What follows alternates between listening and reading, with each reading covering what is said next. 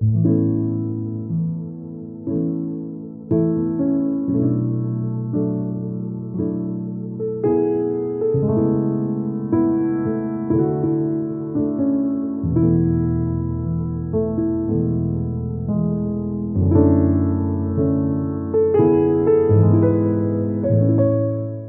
continuar el mensaje esta noche, ¿sí? Que habíamos comenzado 21 días atrás, ¿sí? 21 días atrás, un país lejano, la vida, la muerte y los límites de la gracia. Creo que todos recordamos, o si lo recuerdan, pero yo me traje acá un resumen súper espectacular, como para ir recordando. Creo que pasamos por 5 puntitos fuertes que, en primer lugar, que diferenciar o discernir que la vida y la muerte están en juego siempre. Siempre nos debatimos entre la vida y la muerte, no hay purgatorio, no hay zonas grises, no hay una zona intermedia en el Evangelio que nos diga, bueno, yo estoy en esta zona, ni muy allá ni muy acá. Recuerdo una frase similar a esa cuando el Señor le habla a la iglesia diciéndole en Apocalipsis, mira, no sos ni fría ni caliente, sos tibia.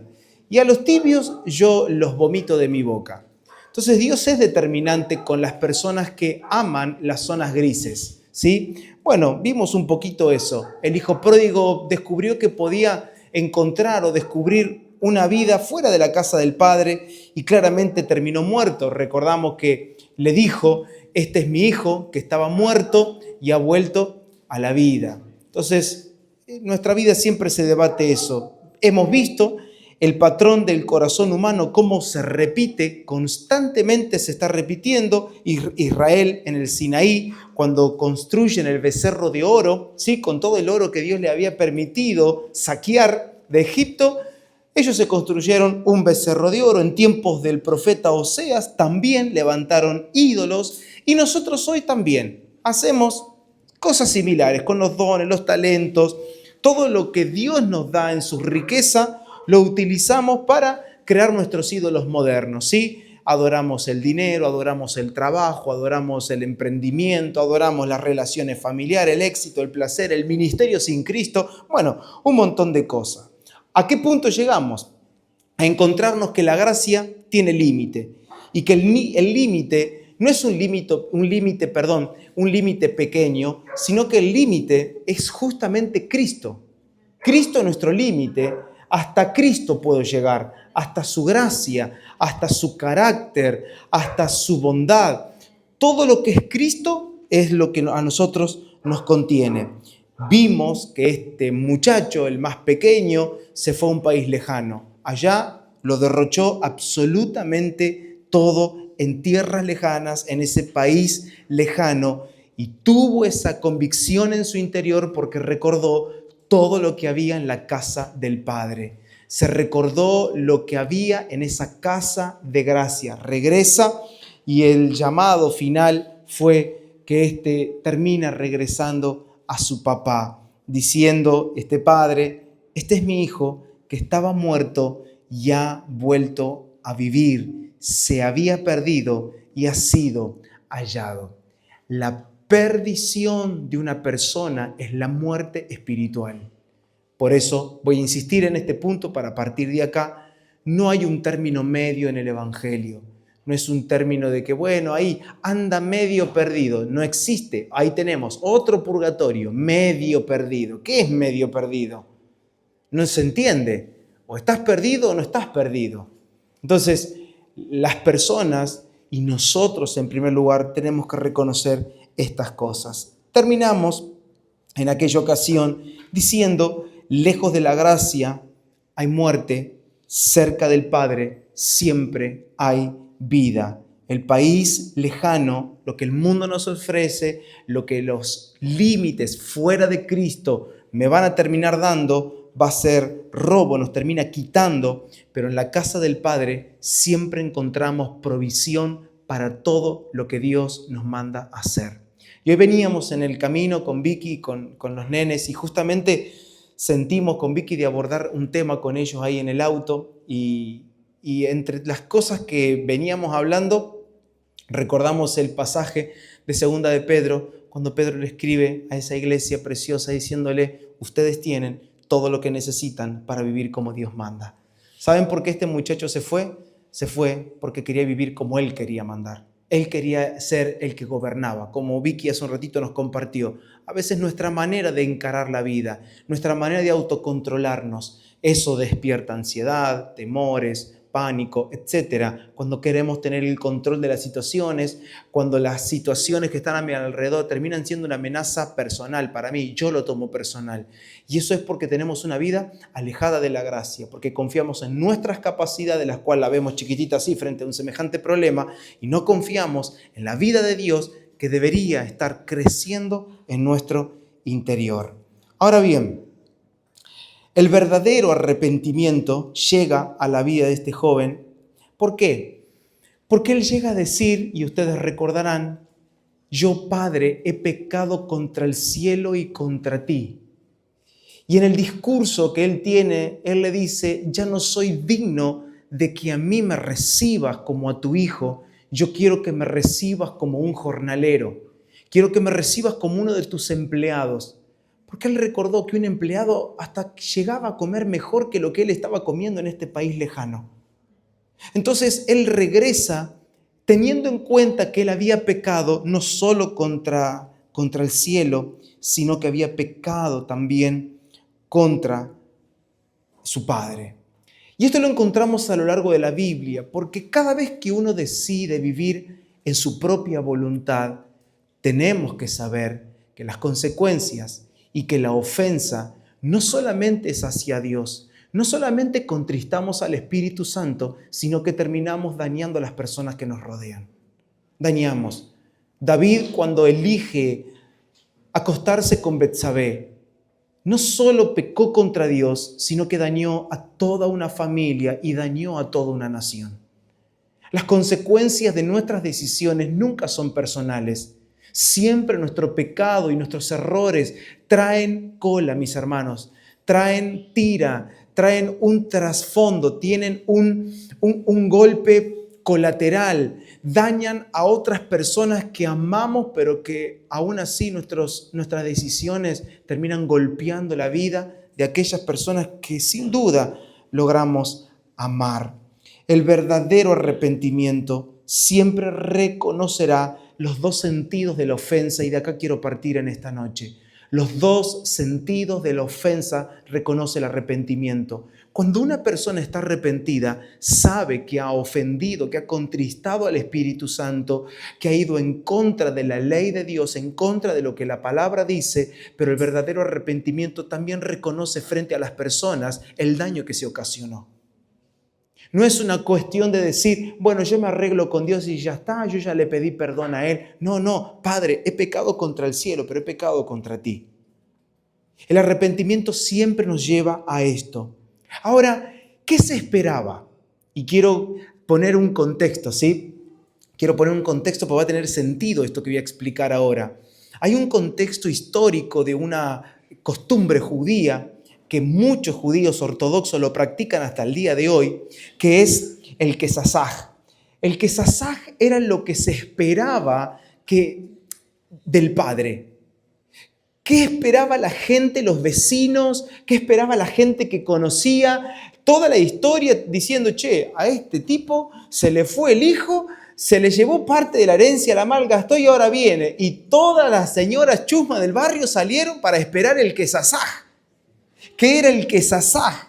Consistía en que cuando un judío malgastaba o usaba sus riquezas para gastarla con los gentiles, o se volvía inmundo por los actos que tenía, uniéndose, hay gente que se unía en matrimonio con gente que no era de su pueblo, tenían relaciones, hacían hasta negocios turbios con gente gentil y luego querían regresar. El pueblo realizaba una especie de acto simbólico en cuanto al rechazo.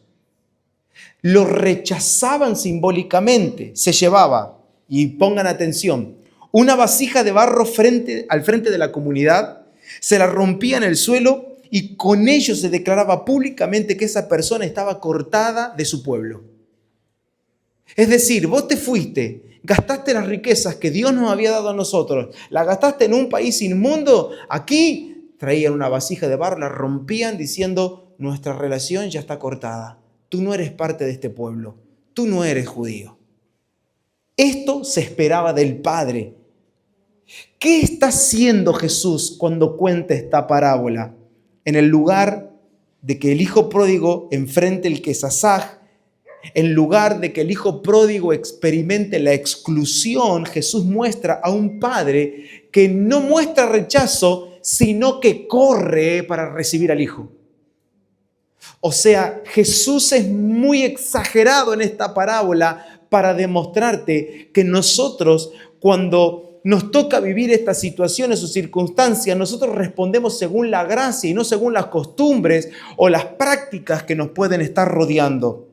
Entonces, el correr del padre, que era algo para la época muy humillante porque era el patriarca, era el jefe de la casa, era un hombre de edad también, tenía dignidad, la cual si corría para recibir a un pecador que se había gastado la herencia que encima era de él, bueno, era un poco perder la dignidad. Entonces, el correr de este papá era un acto de gracia y era un acto preventivo de la gracia, como diciendo, yo corro para que todos se den cuenta que acá no va a haber vasijas rotas. Acá no hay vasijas rotas. Acá se recibe a este hijo. Acá este hijo se lo abraza. Aquí a este hijo no se lo va a recibir como un jornalero. A este hijo le voy a colocar un anillo. A este hijo lo voy a volver a vestir. Y a este hijo le hacemos fiesta hoy. Entonces lo que Jesús está enseñando en esta parábola para un judío era muy fuerte. Porque el quesasaj era todo lo que se esperaba del papá. El abrazo y el beso del padre equivalen a cancelar públicamente la posibilidad de un quesasaj. Lo recibe, lo restaura, lo reintegra, etc. Hay un contraste muy intencional. ¿Y qué enseña Jesús? Que cuando la religión decide excluirte y darte un corte, la gracia siempre te recibe. La gracia siempre te recibe, siempre.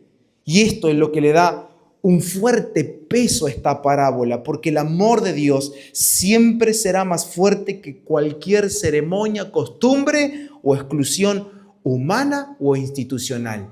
Mira, hermano, conocemos mucho y muchos de ustedes que también han andado bastante, ¿sí? Hay mucha exclusión hasta institucional. Si vos escuchás a este predicador, ya no sos parte con nosotros. Si te juntaste con esta iglesia, ya no sos más de esta iglesia. Mira, hermano, las quesasaj de todo tipo y formas siguen existiendo hoy en día. ¿Por qué? Porque donde no hay gracia siempre habrá un quesasaj. Donde no hay gracia siempre habrá vasijas rotas que te hagan sentir que vos ya no sos parte de este círculo, ya no sos parte de esta vida. Entonces, ¿qué es lo que veo yo en este muchacho? Lo que veo es que este muchacho no vuelve obediente al papá, sino que vuelve arrepentido. Y como les dije en el adelanto, no es poca cosa volver arrepentido. Lo hemos visto y ahora vamos a verlo un poquitito más de cerca. El arrepentimiento es algo que nosotros no podemos pasar por alto. El arrepentimiento es algo que es inherente al Evangelio. Sin arrepentimiento no hay Evangelio. Sin arrepentimiento no hay realidad de Dios.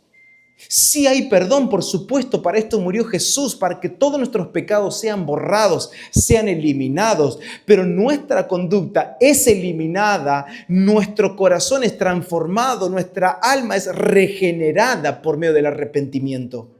Si nunca me arrepiento, seré una persona que una tras otra y tras otra vez estaré cometiendo los mismos errores o errores parecidos que me llevan a vivir una vida de ruina, de fracaso, de depresión y de constantes frustraciones que arrastramos por los años. Entonces, diremos lo siguiente: la obediencia es el fruto que el Evangelio produce en el individuo que llegó al punto que Dios requiere. Lo voy a repetir de nuevo. La obediencia, para los que están tomando nota, es el fruto que el Evangelio produce en el individuo que llega al punto requerido por Dios. ¿Y cuál es el punto requerido por Dios? El arrepentimiento. Así que si están anotando, la obediencia es el fruto que el Evangelio produce en el individuo que llega al punto requerido por Dios, y este es el arrepentimiento.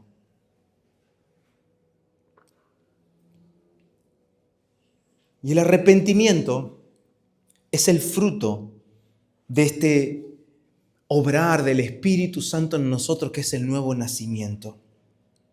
Entonces, vuelve arrepentido a la casa de su padre, no obediente, porque la obediencia es un fruto que comenzamos a dar. Y a veces nosotros, y compartía, por eso la intención de esta noche era poder hacer un embudo para tratar de cerrar tanto el mensaje que compartimos en el Congreso de Chivilcoy con lo que nosotros veníamos compartiendo, que tiene muchísima relación. Nosotros a veces a las personas como que le exigimos todo el tiempo, y cuando digo nosotros me refiero a los pastores o al liderazgo, siempre a la gente se le exigió obediencia. No, pero vos tenés que ser obediente. Pero es que es imposible para una persona que nunca nació de nuevo obedecer. Va a obedecer por imposición, va a obedecer porque vos le dijiste hace A y él hace A. Miren, hermano, el pastorado no es así. El pastorado no trata de que una persona te diga lo que tenés que hacer y cuando vos la haces está la bendición. No. Cuando vos nacés de nuevo, vos sos bendito. El Padre te da todo lo que necesitas para vivir conforme a la voluntad de Dios. ¿Me siguen? Es en este punto, que es el punto de bendición por haber nacido de nuevo, que se nos fue dado algo que es la bendición, y es el Espíritu de Cristo, el Espíritu de Dios morando en nosotros, haciendo un trabajo que ahora vamos a verlo de cerca. Y ese trabajo es lo que en el tiempo termina produciendo obediencia. Pero antes produce arrepentimiento. Antes nos lleva a observar y a tener cuidado de los juicios de Dios en nuestro corazón. Juan el Bautista lo anunció. Antes de que Jesús comience el ministerio, antes de que Jesús comience a predicar, Juan el Bautista lo decía: arrepiéntanse, el reino de los cielos ha llegado. Ya estaba. ¿Quién era el reino? Era una persona, y era Jesús.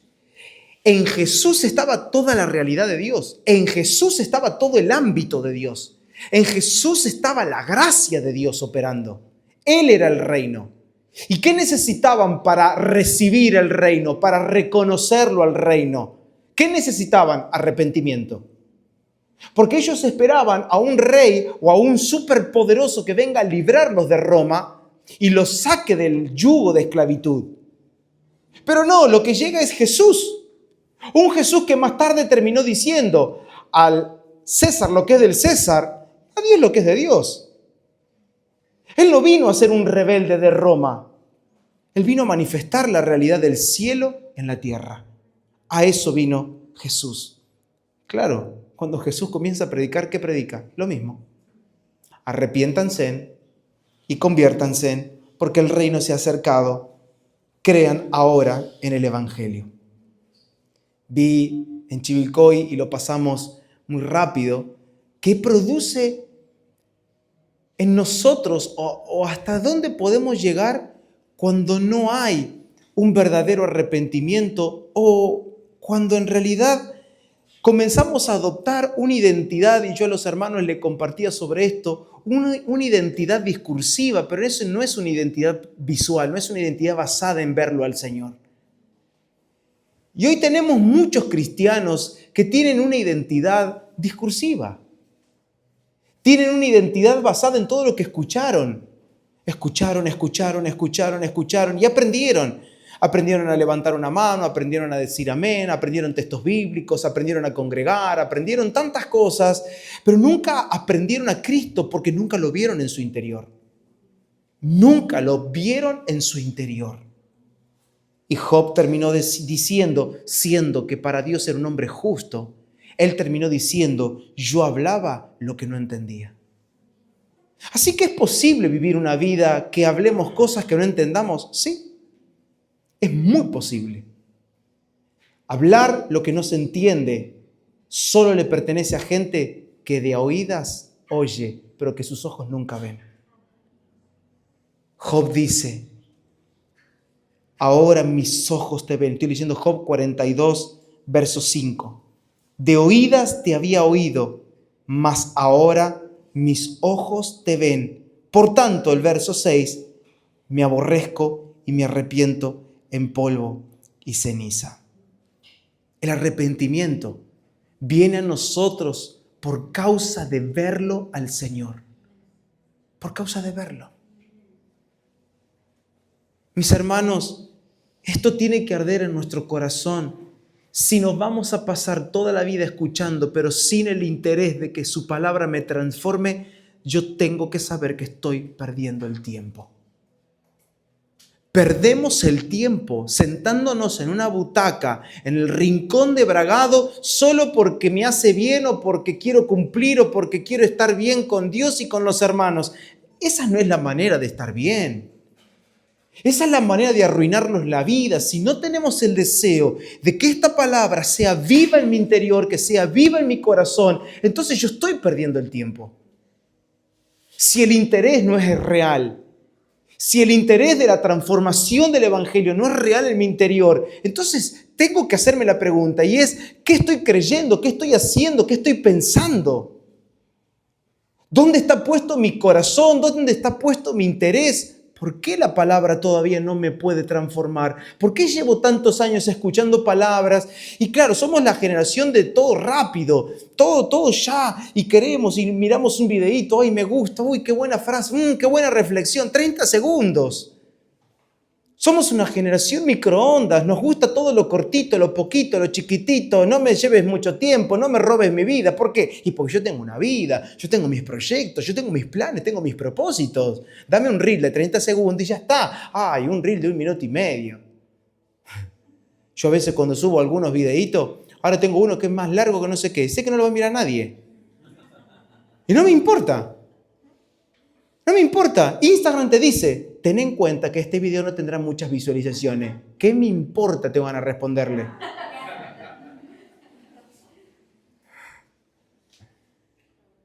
¿Por qué? Porque la gente quiere todo como ya. Si esta comunidad es una comunidad microondas, vamos al horno. Microondas y horno, ¿no? Te reíste, gracias. Fue solidario, que te lo agradezco. Me hizo bien tu risa. Estamos en el horno si nosotros creemos que todo tiene que ser ya, todo tiene que ser instantáneo. Pero yo vengo y todavía no tengo transformación. Y seguramente Dios no te transforma porque no lo querés. Hermano, yo siempre le voy a decir la verdad. El Evangelio transforma al que quiere ser transformado. El Evangelio transforma a la persona que dice, te rindo mi corazón. Este es mi corazón. Job llegó a decir, ahora te veo. ¿Y qué pasa cuando yo veo al Señor? Yo me aborrezco mi corazón, aborrezco mis propósitos, aborrezco lo que guardo en mi interior. Yo ya no quiero esto. Esto es mugre. Esto no lo quiero en mi vida. Yo no quiero este carácter. Recién Silvia nos compartía. Yo no quiero este carácter. Yo no quiero esta manera de hablar. Yo no quiero este comportamiento. Yo no quiero tener este matrimonio de por vida. Yo no quiero ser esa clase de marido. No quiero ser esa clase de padre. No, me aborrezco esa porción de mi corazón que está buscando el mal todo el tiempo. Me arrepiento y ahí entra el arrepentimiento. Cuando vos decís, así no quiero ser. Transfórmame, Señor, transfórmame. El Salmo 119, versículos 25, si mi mente no me falla, es tan jugoso y tan hermoso y cada mañana cuando mi mente está bien lúcida, se me viene así mientras voy de mi casa al trabajo y estoy, Señor, vivifícame según tu palabra. Vivifícame según tu palabra. Renueva mi espíritu, trae luz a mi entendimiento, que tu Espíritu Santo trabaje, alumbre lo oscuro que todavía queda en mi interior. Nosotros lo hemos aprendido muy bien acerca de cómo el arrepentimiento nos lleva a tristeza. Y no lo voy a repetir, pero ustedes lo saben bien. Y vamos a darle un ajustecito más a ese tornillo. ¿Quieren? No esperes siempre estar alegre saltando en una pata. Lo que sí vas a tener es gozo. Porque el gozo es un atributo del espíritu que ha sido renovado. Tengo gozo. Hay algo que se mueve dentro mío, pero aún así tengo un pesar. Y Pablo reconoció que Dios había producido tristeza en los hermanos de Corinto para arrepentimiento. Yo quiero que leamos el Salmo 19, versículo 7. Salmo 19, versículo 7. Y leíamos esto el domingo anterior en Chivilcoy. Creo que va a ser importante tenerlo en cuenta y recordar estos textos porque siento en mi espíritu, hermanos, que Dios nos va a llevar por este camino en esta etapa. Y estaba en casa en esta semana mientras repasaba y estudiaba y me ordenaba un poquito los pensamientos que quería compartir con ustedes en esta noche. Y vino algo nuevo a mi corazón, no nuevo en sentido de novedad, sino nuevo en mi corazón porque lo vivo. Y le digo a Vicky, no, yo no quiero ser esa clase de persona que esté hablando o enseñando algo que no viva. Jamás. Siempre traté de mantenerme lejos de poder enseñar algo que no vivía, aunque sí tengo que confesar que muchas cosas de las que he enseñado no las había vivido. Y eso tiene un pesar en el corazón. Por eso con temor y con temblor yo quiero poder hablar y que por eso se nos abre el espacio del día jueves donde podemos conversar y podemos tener nuestras preguntas, nuestra charla, nuestra conversación. Pero este salmo me ha ministrado tanto el corazón estos últimos meses que ustedes no se dan una idea. Ha sido tan profundo como un bisturí en mi corazón porque yo los últimos años estuve rodeado de muchísimas personas que trataban de disociar el juicio de Dios con su amor. Como que el juicio no es de ahora, ese es el Dios de antes. Y por el otro lado encuentro que en las Escrituras dice que Dios es el mismo ayer, hoy y lo será por los siglos de los siglos y que en Él no hay mudanza alguna ni sombra de variación. Dios es el mismo, cambia su manera de actuar, eso sí, lo sé, lo entiendo. La Biblia me lo muestra todo el tiempo. Él es el mismo, su carácter, sus atributos atraviesan todas las Escrituras de punta a punta. Él es eterno, Él no cambia. En Él no hay mudanza alguna ni sombra de variación. Dios no varía. Lo que sí cambia es la manera en la que Él interfiere en el cronos de la vida del hombre, en cómo Él actúa. Dios actúa de manera distinta siendo el mismo. ¿Me explico, verdad? ¿O me complico? No, me explico. Y miren cómo dice este salmo desde el verso 7, Salmo 19. La ley de Jehová es perfecta, que convierte el alma. El testimonio de Jehová es fiel, que hace sabio al sencillo. Yo quiero que vayamos deteniéndonos porque necesito hacer algunas pausas. La ley de Jehová, ¿cómo es? Perfecta. Lo tienen ahí, ¿no? Estoy leyendo la versión RB. La ley de Jehová es perfecta. ¿Qué hace la ley de Jehová perfecta? ¿Qué hace? Convierte el alma. Mire, tantos años atrás, si me voy, te estoy hablando quizás hace unos 20 años atrás, si no me equivoco, se oía mucho sanidad interior. Muchísimo. Sanidad interior, y tenía que ir a un encuentro. Y parece que ese encuentro es un encuentro de 3 días aparte. Y en ese encuentro de 3 días, vos vas a ser transformado. Ahora, si vos no estabas en ese encuentro, y va a andar con la pata renga.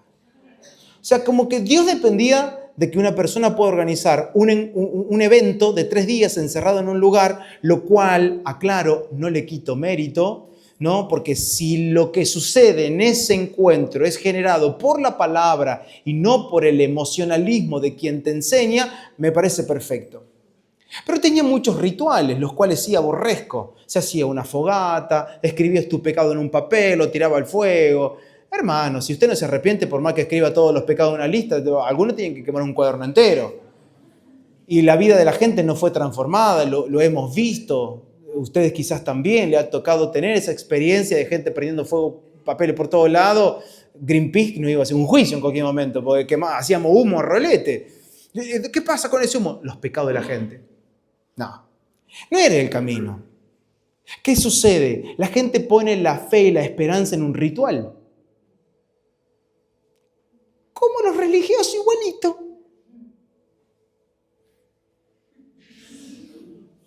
Siete Padre Nuestro, 3 Ave María, un Sálvame. Sálvame, ¿existe esa oración? No lo sé. Pero me suena. Y la poción mágica. Y vos te hiciste esas oraciones. Ya estás a cuenta con Dios. La ley de Dios es perfecta. Y solo su palabra puede convertir tu alma. Si en tu corazón no hay lugar para la palabra, nunca tu alma podrá ser vivificada. Es decir, no hay vida sin la palabra. Por eso en el principio era el verbo. En el principio era el logos, dice la traducción original, que es palabra. En el principio era la palabra. Y la palabra era Dios. Y en él estaba la vida. Y la vida que era la luz de los hombres. Sin la palabra, tu vida y mi vida no es nada. Pero si su palabra es recibida, se convierte el alma. Se convierte. Me ha tocado oír semejantes aberraciones en los últimos 10 años, porque se trata de psicoanalizar al cristiano ahora. Es la nueva moda. Un profesional que nos va a hablar, no tengo nada, de hecho tengo amigos psicólogos y no tengo ningún problema con el psicólogo. El problema es cuando se quiera psicoanalizar a una persona que no quiere rendir su voluntad. Una persona que decide amar el pecado y practicarlo. Una persona que ama su propósito, ama su voluntad y ama su carácter no transformado. Anda al psicólogo que quiera, seguro vas a ser un primer Adán educadito y formadito. Pero el postrer Adán solo nace si la palabra como semilla produce fruto en nuestro interior. Verso 8. Los mandamientos de Jehová son rectos, que alegran el corazón. El precepto de Jehová es puro, que alumbra los ojos. Vamos a detenernos. Aquí tenemos dos frases que quiero rescatar y ponerle una lupa. Los mandamientos de Jehová son rectos. ¿Qué hacen los mandamientos del Señor? ¿Qué hacen? Alegran el corazón. Cuando buscamos la alegría en un lugar fuera de la palabra, también la erramos. Me gusta mi mandamiento. ¿Qué es un mandamiento? Una ordenanza. Es algo que te mandan a hacer, algo que te mandan a realizar. ¿Por qué tenés personas que no pueden sanar ese sistema emocional? No encuentran una manera de acomodarlo y bueno, y te doy por acá, y bueno, vamos a este médico y a ver, consulta con este profesional. ¿Por qué? Porque todavía aman sus mandamientos y rechazan los mandamientos del Señor. Es el corazón del hombre. Es el corazón del hombre. El precepto de Jehová es puro, que ¿qué hace? Alumbra los ojos. El temor de Jehová es limpio, que permanece para siempre. Y aquí entramos. Los juicios de Jehová son verdad, todos justos. Deseables son más que el oro y más que mucho oro afinado, y dulces más que la miel y que la que destila del panal. ¡Wow! Es decir, que los juicios de Dios terminan siendo algo que vos y yo vamos a desear experimentar acá adentro. ¿Qué es el juicio del Señor? El juicio de Dios es aquello que se experimenta aquí dentro como una manifestación de su palabra en mi interior, amonestándome, diciendo, esto en tu vida ya no más. Es la palabra del Señor trabajando en mi corazón, en mi mente para arrepentimiento. Cuando tenemos una generación que toma el juicio de Dios como algo negativo, la Biblia me enseña que el juicio de Dios llega a ser dulce como la miel y más que aquella miel que destila del panal. ¿Cómo puedo explicar un juicio dulce? No se puede.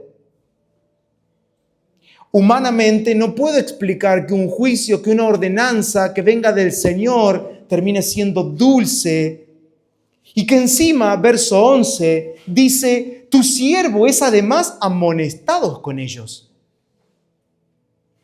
Iglesia hermosa, mire, le soy sincero, a nadie le gusta tener un mensaje de amonestación.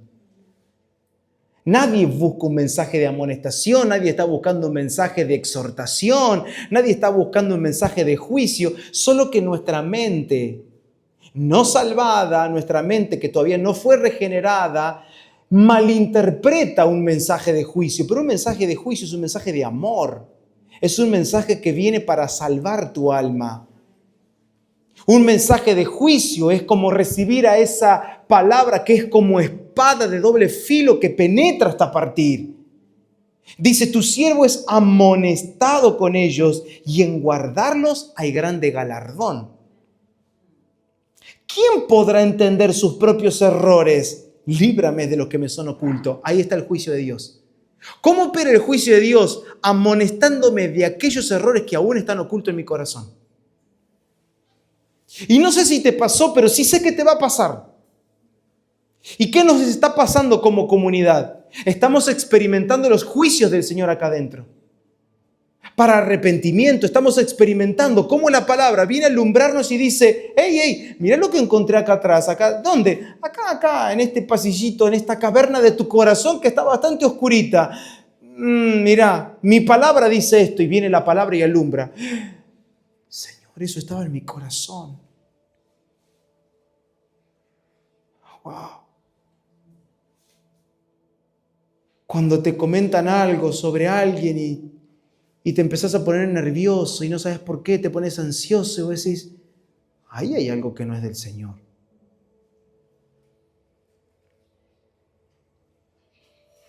Verso 13. Preserva también a tu siervo de las soberbias, que no se enseñoreen de mí. Entonces, ¿qué dice? Seré íntegro y estaré, ¿qué dice? Limpio de gran rebelión. La rebeldía no es el hermanito ese que cuando vos le decís póngase de pie se siente y cuando le decís que se siente se pone de pie. Se lo digo porque me pasó un día. ¿Te acordás? Eso no es la rebeldía.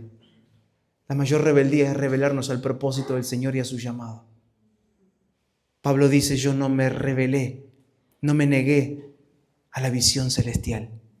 Y hoy tenemos una generación negada a lo que Dios le está mostrando y al camino que Dios le está proponiendo. Y termina con esta oración que yo se las compartí hace un tiempo atrás. Sean gratos los dichos de mi boca y la meditación de mi corazón delante de ti, oh Jehová, roca mía y redentor mío.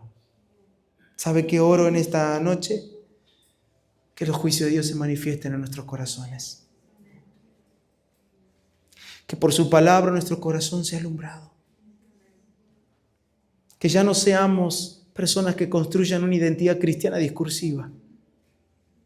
Yo no quiero ser un cristiano discursivo, un cristiano que tenga su vida basada en las cosas que escuchó. No quiero. Me niego a vivir un cristianismo heredado. Yo quiero un cristianismo revelado en mi corazón. No quiero el cristianismo de mis padres. Quiero el cristianismo revelado en mi corazón por la palabra del Señor.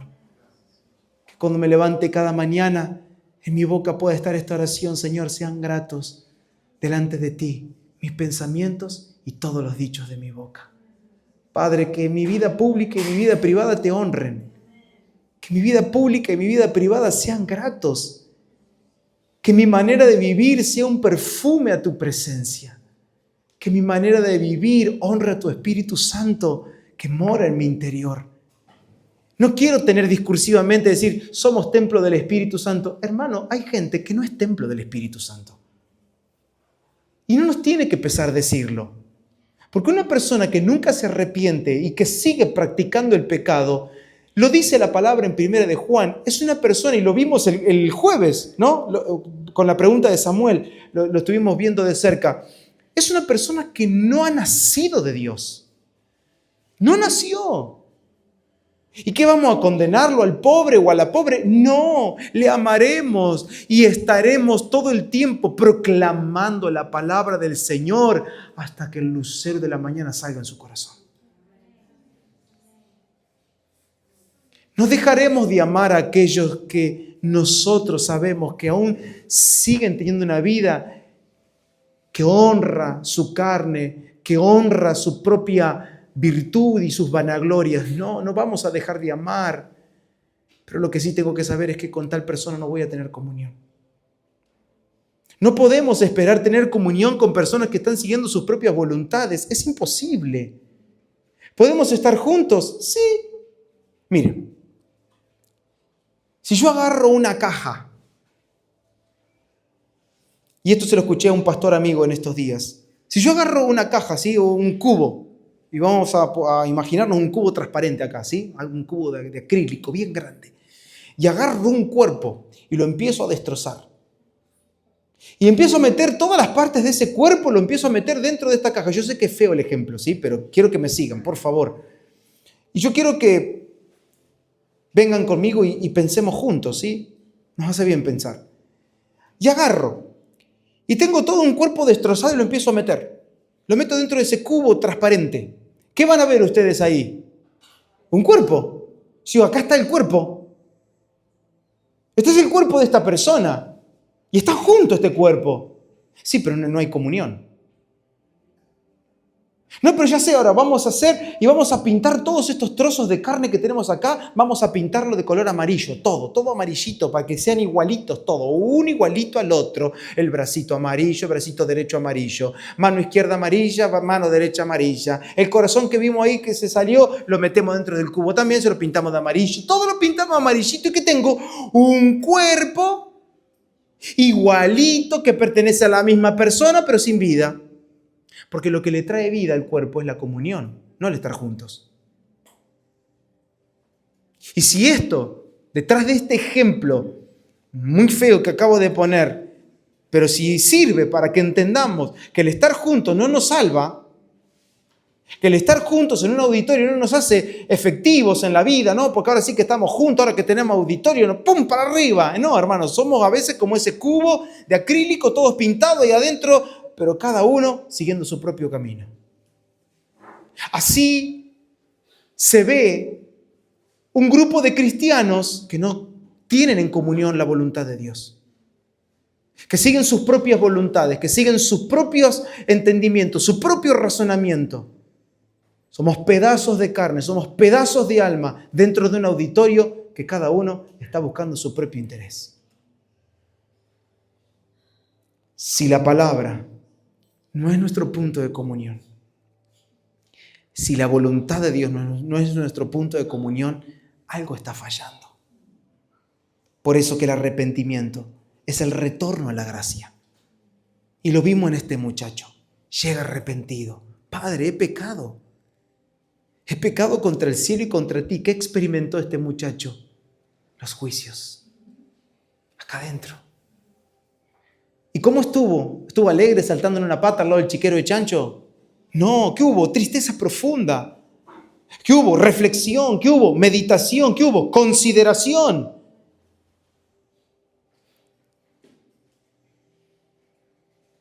Y mientras pensaba, yo puedo ver en esta parábola cómo los juicios siempre van a trabajar para arrepentimiento. No llegó obediente todavía, pero había llegado arrepentido. Y ese arrepentimiento es lo que termina produciendo una vida de obediencia en nosotros. ¿Por qué amamos obedecer su palabra?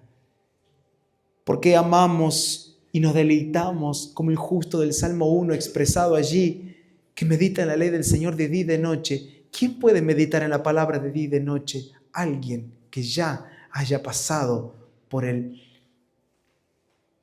túnel del arrepentimiento. Y mire, esto es algo que siempre vamos a experimentar, porque no somos una obra terminada.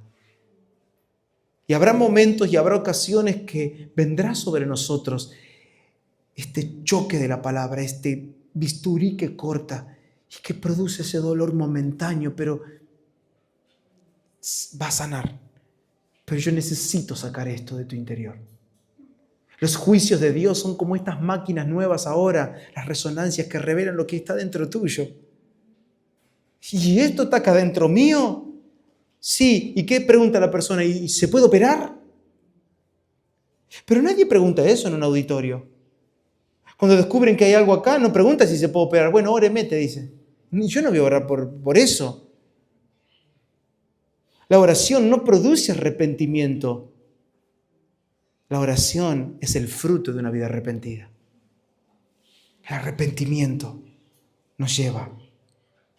El Evangelio, entonces, después del arrepentimiento, comienza a producir en nosotros la obediencia que antes no podíamos dar.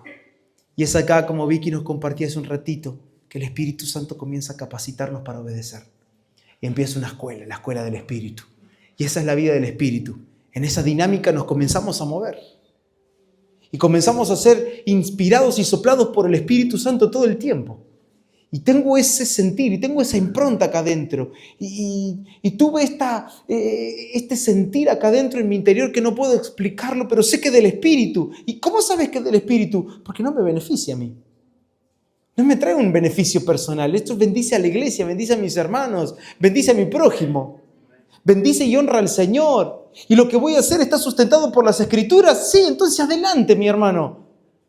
Eso es del Espíritu.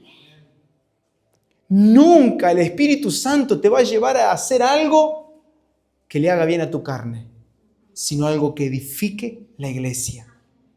La obediencia es la guía constante y cotidiana del Espíritu Santo, según Romanos 8:14. Y voy a pasar por varios puntos. En segundo lugar, digo que la obediencia es la experiencia del soplo del Espíritu de Dios, llevándonos a la unión de su voluntad. Según Juan 3:8, eso hace la vida del Espíritu. Nos arrastra. Somos llevados por su soplo. Somos llevados ¿a dónde? Hasta unirnos con la voluntad de Dios. En tercer lugar, la obediencia es una vida de no pecado por causa de la simiente que ha echado raíces y permanece en nosotros, según 1 de Juan, capítulo 3, versos 9 y 10. ¿Qué es la obediencia? Es eso. Es una vida de no pecado. ¿Qué significa ahora? ¿Que nunca más voy a cometer un error? No, sí. Van a aparecer errores, pero enseguida van a ser amonestados por ese guardián que tenemos aquí dentro, que es su Espíritu. Vamos a ser amonestados, vamos a ser reprendidos. Va a haber un arrepentimiento inmediato, genuino, que nace de nuestro corazón. Según Efesios capítulo 2, verso 10, digo en cuarto lugar que solo la nueva creación está destinada a caminar en obediencia. Solo la nueva creación está destinada a caminar en obediencia. Por eso insistirle a un hermano que sea obediente si no nació de nuevo es como decirle a un caballo que nade como un delfín.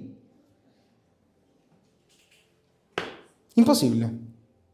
En quinto lugar, según Hebreos 5:8, solo un hijo de Dios estará en condiciones de obedecer bajo sufrimiento. Y aún así, el sufrimiento termina siendo la escuela de la obediencia. Pero cuando la obediencia es impuesta, solo produce vacío e hipocresía. Cuando una persona obedece, pero obedece porque se lo están diciendo, pero no porque lo siente, se comienza a construir una vida de hipocresía. Y la vida de hipocresía está hueca, está vacía. No hay vida de Dios en el interior. Lo hace porque le dijeron que hay que hacerlo, pero no es que lo está sintiendo. No es que nace de su corazón. Está siendo llevado. Por eso he mencionado Hebreos 5:8, porque habla de Jesús justamente, que dice que por lo que padeció aprendió a obedecer. Y la obediencia es probada en los momentos difíciles, es probada en los momentos de sufrimiento. Y el sufrimiento a la misma vez lo que hace es perfeccionarla. Es decir, cuando viene el momento de hostilidad, es como que la obediencia se eleva. ¿Vieron? Los aviones tienen que despegar viento en contra. También para aterrizar. Todo tiene que ser hostil, todo tiene que ser en su contra. De hecho, el avión funciona si tiene viento en contra. Por eso siempre vas a ver en los aeroclubs, como tenemos acá en la ciudad, en los aeropuertos, es muy importante el tema del viento. Y en las pistas de aterrizaje vas a ver que un día despegan para un lado, quizás a la tarde ya despegan para el otro lado, porque tienen que respetar el viento. Las águilas también, las águilas remontan semejante altura, pero ¿por cómo lo hacen? Lo hacen viento en contra. La hostilidad fue preparada para que toda nuestra naturaleza pueda ir más alto, para que estemos en crecimiento constante.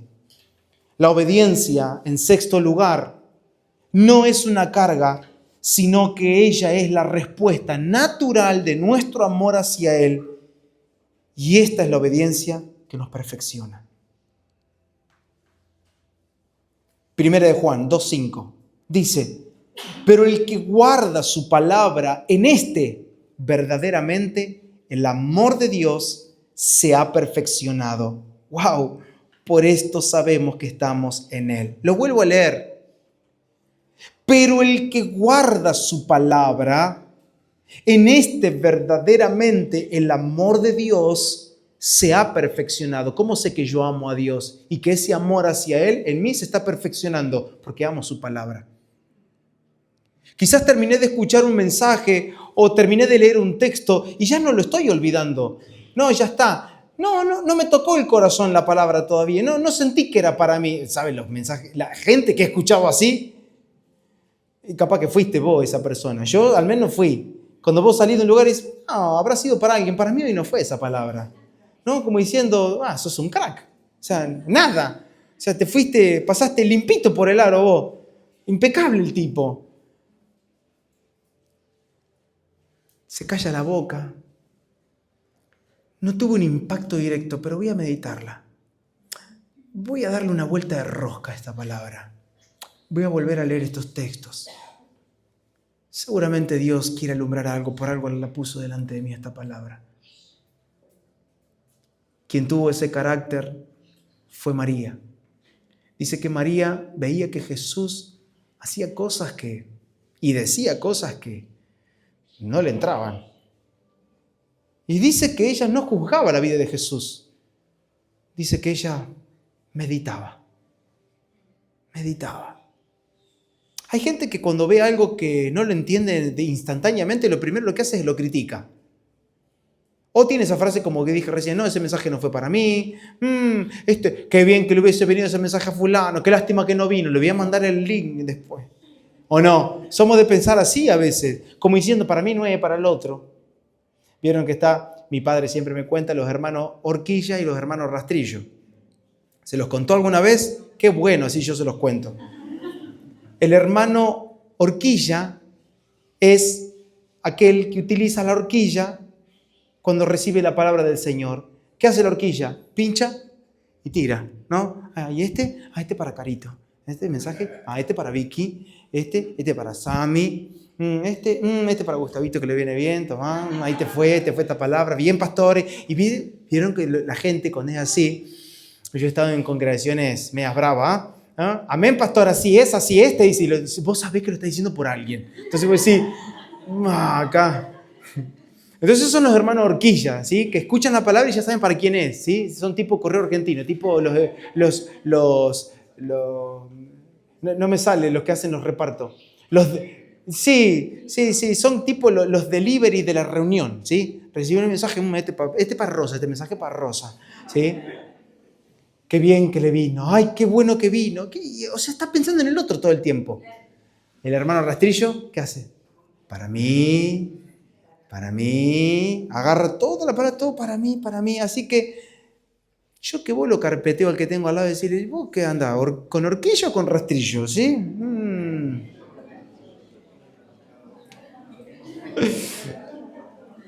Espero que nadie traiga horquilla aquí.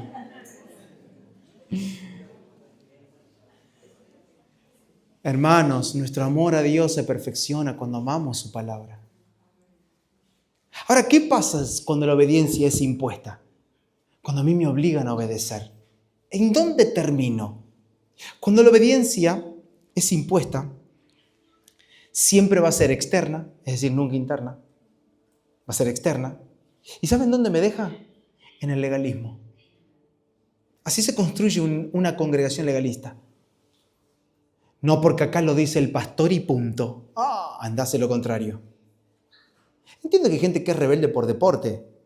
Y no vamos a poder hacer nada. Si el Señor no transforma su corazón, yo no voy a poder hacer nada. Yo no soy el Espíritu Santo. Yo no soy Dios. Soy tu hermano en Cristo, con una función dentro de la congregación, la cual Dios me honra, pero me da una gran responsabilidad. Pero no por eso voy a cometer el desliz de entrar en la tentación de establecer normas para una congregación. No. ¿Por qué tengo que hacerlo? Si hay una verdadera comunión entre nosotros, si amamos la palabra y amamos al Señor, vamos a tener una perfecta comunión. Entonces, cuando la obediencia es impuesta, esa obediencia siempre nace del miedo. Y bueno, para que el pastor no me rechace, yo lo voy a hacer. ¿O no? Y la gente vive con miedo. Y bueno, hay que hacerlo porque si no después se arma la de San Quintín y te preguntan, ¿por qué no viniste? ¿Por qué no viniste? Es verdad que hay pastores manipuladores, los hay. Establecen reglas de convivencia, ni que fuese un colegio. No, ¿eso se hace en el colegio todavía? Reglas de convivencia. ¿Sí? Se llaman así hasta el día de hoy, Gustavito. ¿Vos las respetás? Normas de convivencia, es verdad, ¿no? Las normas de convivencia, de respeto. Es impuesto. Por eso tenemos la sociedad que tenemos, porque cuando salen del colegio no fueron transformados nunca. Hacen lo que querían. Fuera del colegio hacen lo que quieren. Es como la gente que congrega. Adentro del auditorio se comportan, son todos angelitos.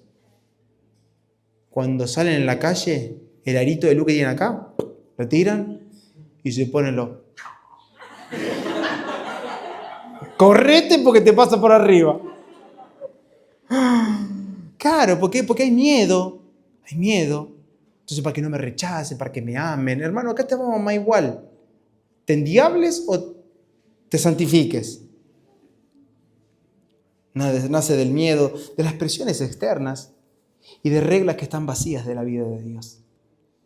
Y yo siempre oro con Vicky, y esta es nuestra oración por todos nosotros, que seamos una comunidad que no establezca normas que estén vacías de la vida de Dios. Y que si entre nosotros vamos a tener normas, sean estatutos que en la palabra haya producido en nuestro corazón porque ayer fue semilla. Y que por un corazón que ha estado fértil ha producido.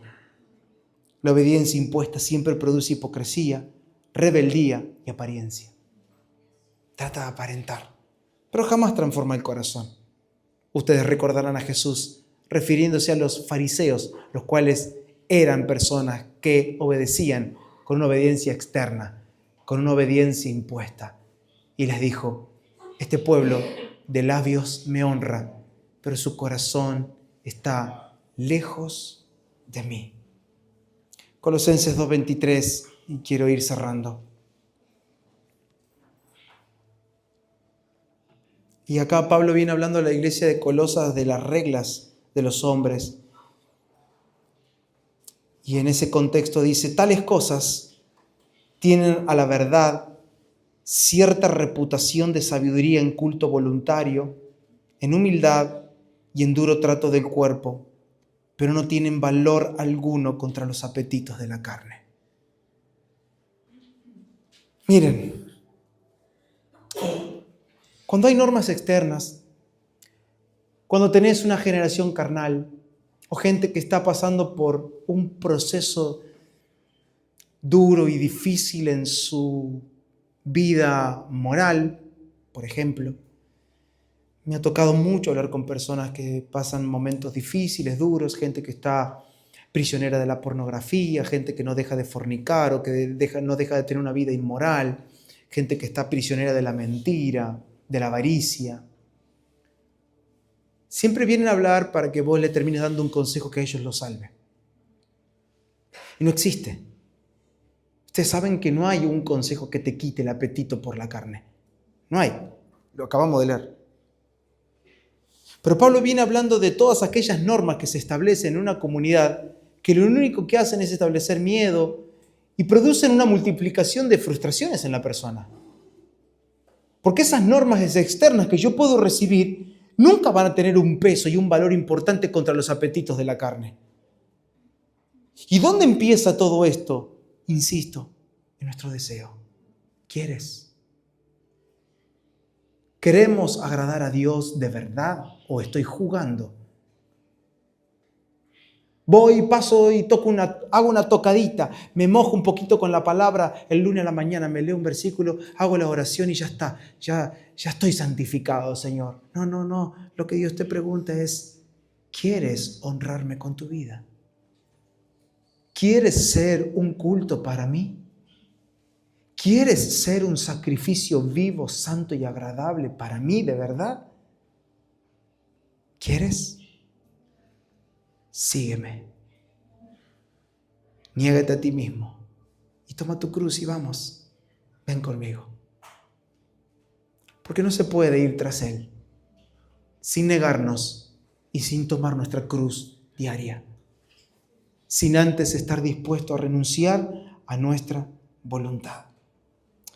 Entonces, esto termina en un peligro real con el cual convivimos. Y es que por un lado tenemos el legalismo y por otro lado el libertinaje. El legalismo que nos hace creer que la obediencia salva. La gente que te dice, si haces esto, vos te vas a salvar. Ese es el legalismo. Anula la gracia, pero pone toda tu expectativa en vos. ¿Sí? Es como decirte, vamos Dori, vos podés, vos haces esto y va a ver que Dios va a sacar adelante tu vida. No es por ahí. No es por ahí. Porque si no nace de tu corazón la transformación. Si no nace de acá, ese deseo intenso y profundo de decir, quiero vivir tu palabra. Señor, quiero acortar la distancia entre la Biblia y mi vida. Quiero vivir tu palabra todo el tiempo. Pero por el otro lado, tenemos al libertinaje, que nos hace creer que no importa la obediencia, mientras yo me mantenga congregando, está todo bien. Libertinaje. Estos son los dos extremos. Podemos presentarlos en esta noche como dos países que también son lejanos. El legalismo y el libertinaje. El legalismo, hay que obedecer para que Dios nos salve. El libertinaje, no importa obedecer, mientras yo vaya a la congre. Hace muchos años atrás, una madre me dijo, si mi hijo se mantiene activo en la congregación, él yo sé que no se va a apartar. Qué tristeza que me produjo. ¿Cómo podemos llegar a pensar que una actividad va a sostener la salvación de mi hijo? ¿Pero en qué punto? ¿Qué me perdí? Bueno, me perdí todas las hojas en realidad. Me dejaron la tapa de la Biblia nada más porque ¿en dónde yo voy a creer de que una actividad va a salvar a mi hijo y que mi hijo no se va a perder? Hermanos, tenemos que ser sinceros entre nosotros. Tenemos gente perdida sentada en nuestras butacas. Gente perdida detrás de instrumentos, gente perdida, pastores perdidos detrás de los púlpitos. Pastores perdidos detrás de los púlpitos. Ministros itinerantes del Evangelio perdidos arriba de un avión, detrás de maletas y de tantos congresos, están perdidos. Porque todavía siguen los deseos de la carne, los deseos de los ojos y la vanagloria de la vida. Siguen construyendo sus propios imperios, sus propios proyectos, los proyectos del corazón, no los del Señor. Primera de Juan, cierro con este texto, capítulo 2, verso 3.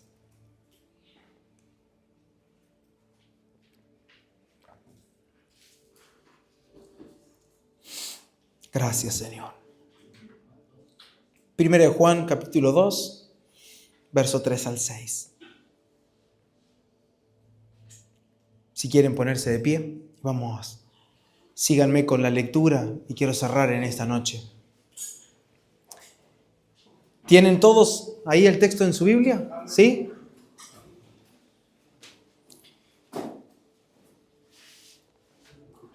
Preguntale al que tenés al lado, ¿cómo puedo saber que conozco verdaderamente a Dios? Y dice, y en esto sabemos que nosotros le conocemos, si guardamos sus mandamientos. Ahí la palabra guardar es la palabra obedecer. En esto sabemos que nosotros le conocemos, si obedecemos sus mandamientos. El que dice yo le conozco y no guarda, no obedece sus mandamientos, el tal es mentiroso y la verdad no está en él. Pero el que guarda su palabra, en este verdaderamente el amor de Dios se ha perfeccionado. Por esto sabemos que estamos en él. El que dice que permanece en él debe andar como él anduvo. Tú permaneces en él, andarás como él. Tú realmente le conoces a él, obedecerás. No tendrás una presión externa, Habrá, como dice Pablo, el amor de Dios nos constriñe. Hay algo que nace de tu interior que te lleva a honrar al Señor en tus días. Tómate de la mano con la persona que está a tu lado. Y yo quiero que cerremos y que le demos gracias al Señor. Padre, te damos a ti, Señor, en esta hora toda la gloria y toda la honra. Es tan hermoso estar juntos y en armonía. Tan hermoso estar juntos en esta noche para honrar tu palabra y tu nombre. Y pedimos en oración que estas palabras puedan producir el fruto que te propusiste en esta noche.